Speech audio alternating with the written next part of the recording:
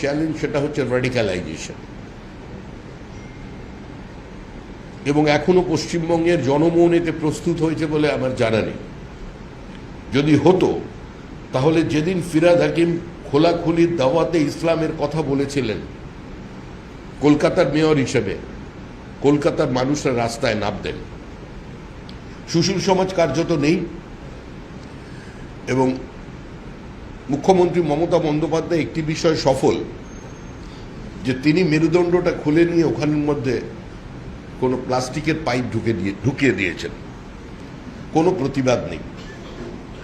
যে প্রগতিশীলেরা কখনো আপনাদের প্রেস ক্লাবে, কখনো আপনাদের বিভিন্ন অনুষ্ঠানে কনক্লেভে গিয়ে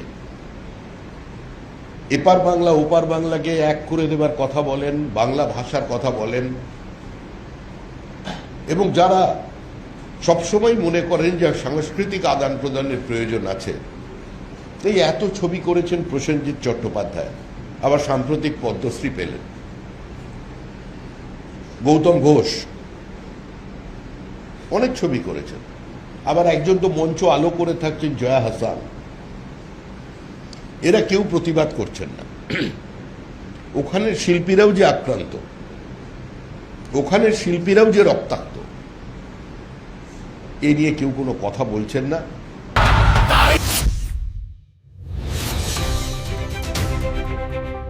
Vision News 29